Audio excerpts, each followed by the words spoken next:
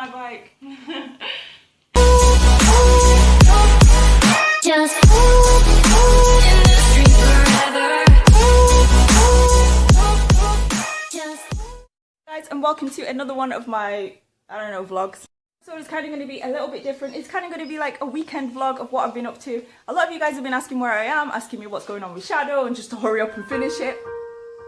Which is nice, you know. This is a bike that I am currently going to work on. This vlog is about bikes that I've been working on. Here we go. My mate's BMW because it says so on the side. Other than that, I don't know anything about it, and neither does he. Seeing as I'm the only idiot in this area who works on other people's bikes for free, here we go. That bikes before the 2000s didn't have your standard 17-digit VIN numbers. So this bike has a 7-digit VIN. Now, that's an issue. Usually what I do is check for VINs online, and I just use any kind of generic VIN code check. It will give you the exact model number and also the exact year of production, and be able to download the service manual. I find manuals really, really important. I know a lot of people don't manuals and they're like, oh, you can't learn anything off a manual. No, it's true, you can't learn everything out of a manual. So for really nerdy things like how much fluid I should put inside the forks, and how much oil goes in the tank, and how much coolant and things like that. Yeah, but oil doesn't go in the tank, it goes in the engine, so check yourself. You get all of that information accurately in a manual. So given that we don't have any of that information, the next best thing to do, my tablet's trying to throw itself on the floor, was to get all the code numbers, all the VINs and all the date, whatever numbers I could get, the frame number as well, and send them off to BMW so that they could tell me exactly what the bike is. Unable to process the VIN. They were able to give me the model and also the exact year of production. So with that, then I went and got the Climber. I read English like it's not my first language.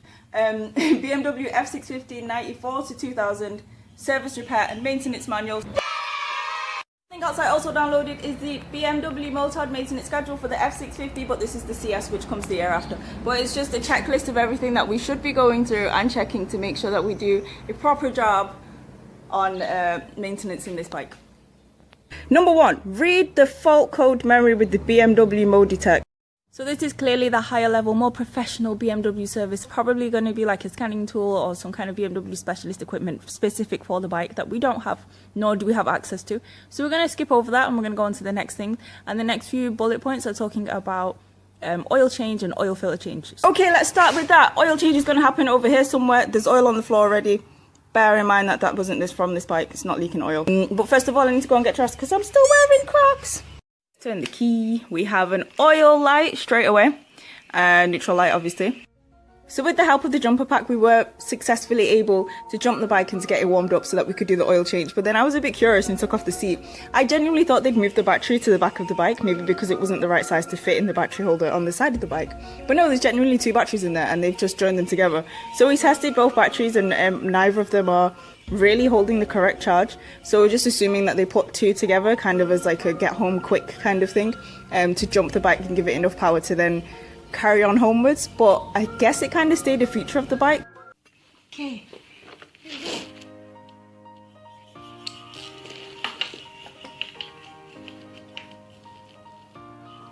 Whoa. No. Longer ratchet, more leverage. Right, now we're just going to loosen it by hand.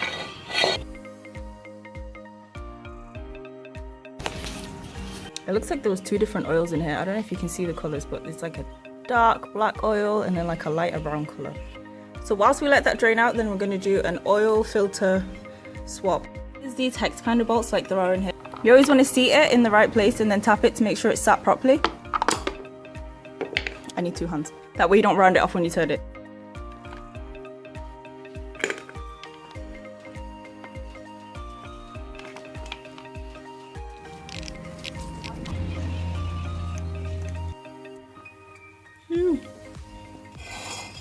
Whoopsie. Okay, let's try and get the oil filter out. No. So we're just looking for any pieces of residue, any bits of metal shardings or anything like sludgy inside the oil. And that looks pretty clean, apart from the oil itself. There's no bits in it. Let's get out the filter. But you know what? There's no, check inside as well, there's no sludgy bits in it. It is really clean. And like between the sheets is really clean. There's no bits, there's no sandy bits, there's no metal bits. Oil itself is genuinely actually really clean. There's no bits inside it. There's no like metal shardings or anything like that. I ran a magnet through it and it's all really good. There's also no sludgy bits, which is really, really nice. So we're going to leave this to carry on draining for a bit longer. I'm going to clean up the floor whilst I do it. And then we will change the filter out as well.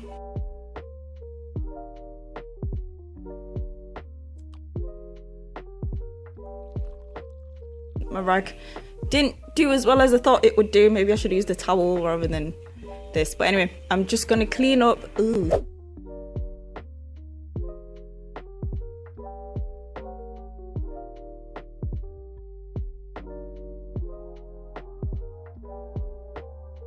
But what we're going to do now is I'm going to open this side panel. I'm going to take off this side panel because behind there is the airbox. We want to check that and see what's going on in there. Using my brain, I've seen that there's a nut and a washer there, or a bolt and a washer even, and also one here and one also over there. And these all connect then into the airbox. I'm assuming if I take those three out, then this is all just going to slide out of the way. This is then going to be slightly in the way because it's connected to it. So I need to take this off first. Something that I like to do so that I don't lose bolts and nuts and things. When I take something off, I'll just put the bolt back inside the hole so I know where it is. So when I come to put this back on, I don't have to then have a box full of nuts and bolts and wonder where they go. Also, for example, the case as well. And I don't have to worry about things getting lost. I've always got a way of putting them back in without too much faffing around. So yeah, it's just like something that I do. So anyway, let's take these things off and then we'll get the airbox out.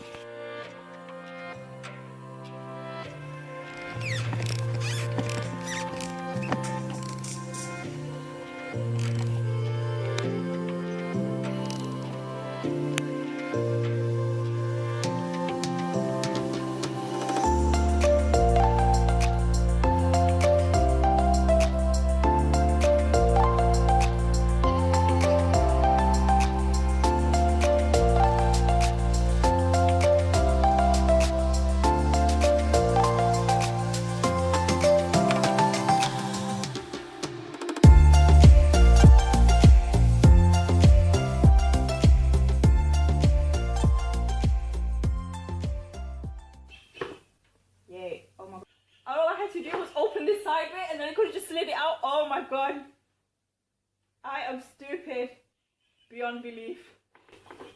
That is inexperience right there. I took the whole airbox out for no reason. Yeah, anyway, I can open it and wash it out. The airbox, this is really embarrassing. I separated the airbox. There was this little piece on the side. All I had to do was open that and then I could have just slid the air filter out. I feel really stupid. It's just a sponge air filter, so I can wash that, no worries. It doesn't seem to be in any bad shape. The foam is not peeling in any way. It's not cut anywhere. It's not falling apart and disintegrated on itself. So I think I could probably wash that, it'd be okay. Anyway, now that it's open, that dirt is kind of dusty and quite loose. So it's a good thing that I got it out. Inexperience, being inexperienced taking all of it out, it is kind of a good thing because I did want to check inside the airbox. I can wash this out now. Or you don't want any of those bits going in to your carburetor. Having seen this, like if I'd have known to just take this piece off and then like slidden doesn't sound like a word, but we're going to use it anyway, slidden this out, then having seen that kind of dust on it, I would definitely have. And also from the edges as well, you can kind of see a bit of dust. I definitely would have taken the full thing out anyway to then wash it and make sure. So let's do some washing.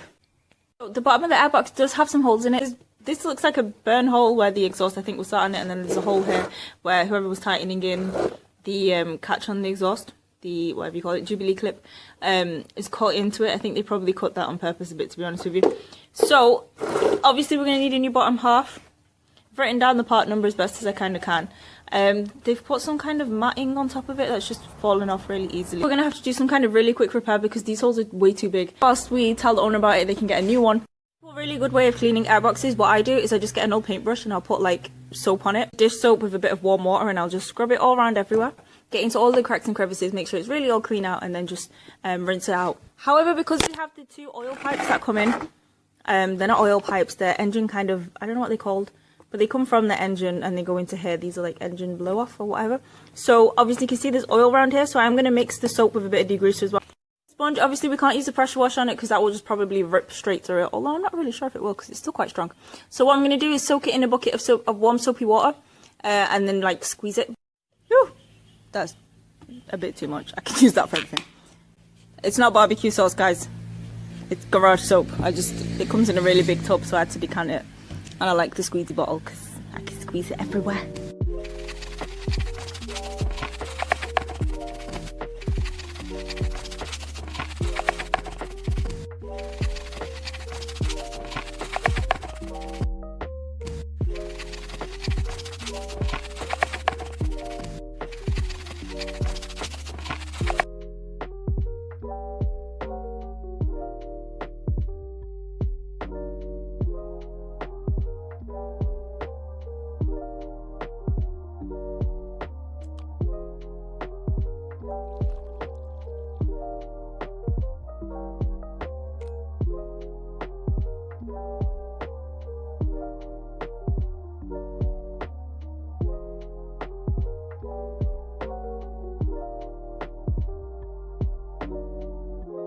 so that is it for just today.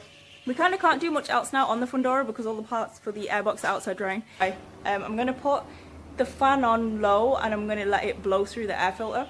I just want to make sure that there's definitely no moisture in it for when we pack it all up tomorrow. We don't want any moisture getting inside, getting into the carburetors. So I'm going to do that right now. Plus I have a little bit of welding that I need to get done. It's another little arts project that I'm working on. I don't know if I want to show you just yet because it's not great yet. So yeah, I should probably do a bit of that too. So we're going to call it just for today.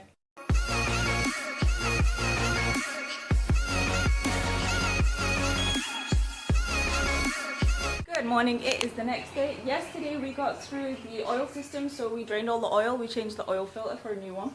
Today we're going to refill up the oil, and also we did the airbox, so that's all washed and clean and it's all dried out now. So we can reassemble that.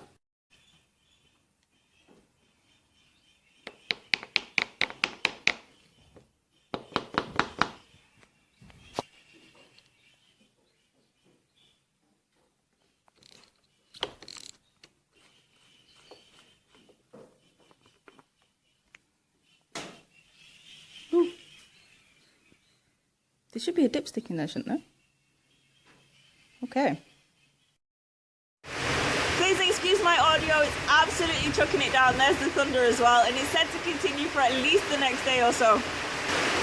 After work that day, I did a bit more research on the lubrication systems in the bike, and it turns out that the frame has its own drainage point as well as its own oil strainer that we have to definitely go ahead and check and also clean out.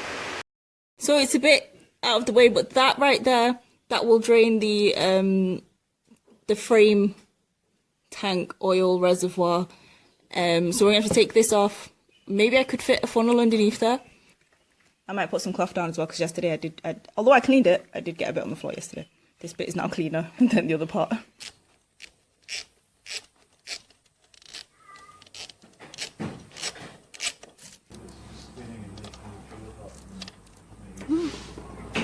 Ew. No. It's trying to wee everywhere. Wow. That has not been changed in a long time. Ugh. Okay. Definitely going to leave that open for ages so it can drain out. Wow. So it's actually drained through the top now. Before there was oil right up to the top of that. We'll leave it open and let it drain for a while. It's so sludgy, it's still dripping. So I'll probably, what I think I might do is leave it open. I'll probably just pour a bit through it just to rinse it out a bit, and then I'll close it up and put the rest in. So that is the frame actually drained. So what I'm going to do is leave it like I did before, leave it dripping whilst I go and assemble the air filter in the air filter box, get that sorted out. Like we said before, we're going to need a new bottom of the air box. This is where the air filter is going to go. So the air that's coming in is going to pass through this filter. So this hole doesn't matter so much. It does matter, but it's not as bad as that hole right there because that hole is after the air filter. So if anything comes up through here, it will then go straight into the carburetor. And we're going to do just a plastic weld just to close up this gap here. We'll see how it goes. We might close up this one, but it's just in the meantime. It's rainy season right now. It's really humid. It's also really wet. This is an off-road bike. They will probably be going off-road, and I don't want anything to come up there and going through that. I think it'd be a bit unfair if, knowing that I could do something about it, I just left it and closed it back up. On the inside, there's all kinds of extra pieces, and it's going to be difficult to steal from that way. It'd be easier just to put something over here. I'm going to actually reassemble the box and put everything in it and close it all up, so as soon as I've done it, I can put it straight back on the bike.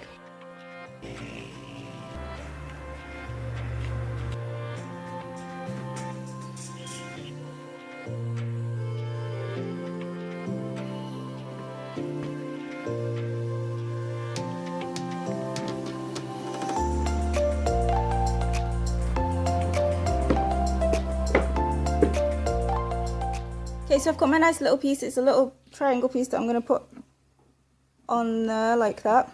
It's right on the hole, and then I'm going to solder all the way around it. Then I'll cut it off afterwards. Then I'll use the other side of it to fill up this hole right here. And then where it connects, I'll just put a little bit more plastic weld so it's all together.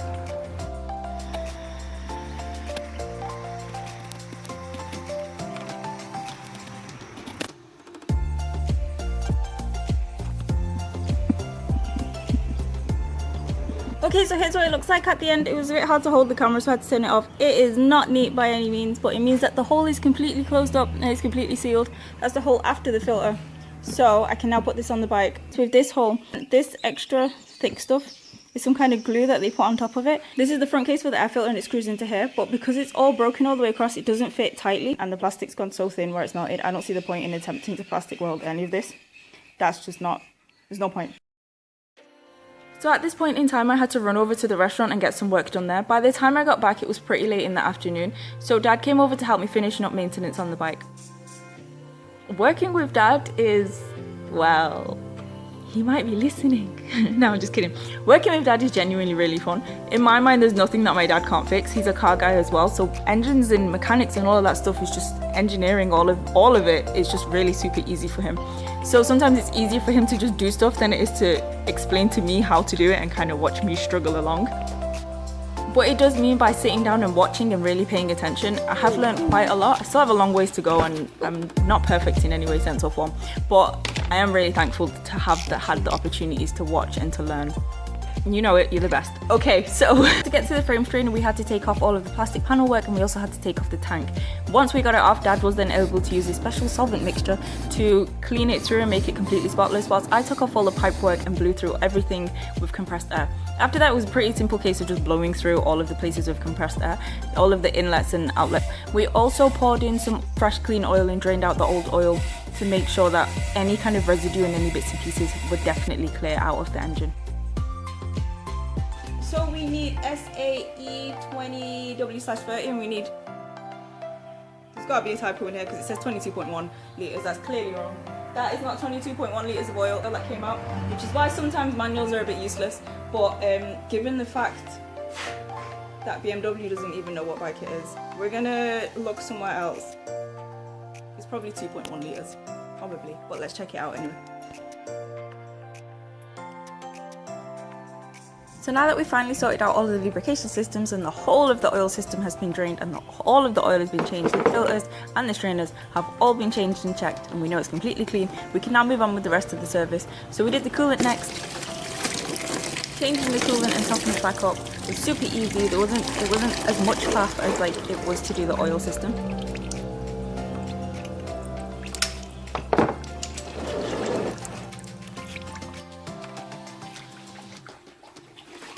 Okay, it's coming out. Then after that, it was just a case of doing a lot of the inspections, all of the really small jobs, things that we could do off camera, for example, checking pad wear, free play in any kind of levers, clutch and things like that. At this point in time, everything went dark. So because it is rainy season, if there's a really big storm coming, as a safety precaution, the power companies will turn off the power so that the houses are safe. So at this point in time on the video, all you can see is two kind of red dots. So we started up the bike and everything was running fine. We were here testing the spark plugs. We changed the spark plugs as well. And then we were done and ready. We called it a day for the next morning.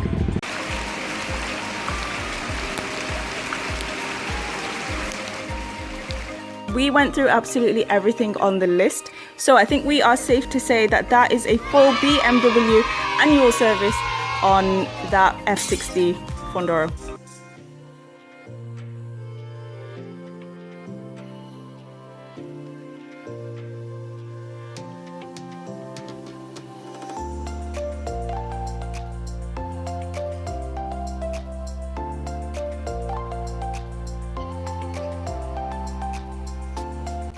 First time riding a big bike, and it was not because it's not my bike. I was like, oh my god, what if I drop it? What if I crash? So I'd ridden it a few U-turns and gotten a bit, you know, a bit more comfortable with it, and then Dad jumps out with his camera and I totally freaked out and then just did the slowest, lamest like turn. Like I turned too sharp of a turn and then it just threw the bike off, and I just, the slowest, lamest like fall over ever.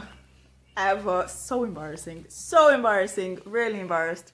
But yeah, since my dad was filming it, he caught it on camera and then turned it into like a little, I don't even know how to describe it, like an irritating video of me falling over that actually, you know what, secretly I found kind of hilarious. So yeah, it'd be fun to look back at it in like a few years and be like, that was you. Look back at it as a wasp trying to attack me right now, and I'm a bit more, you know, trained up on the big bikes, but we all have to start somewhere, I guess. So yeah, definitely want to do some more big bike training. Dad's going to take it out now, properly out, to do test drives.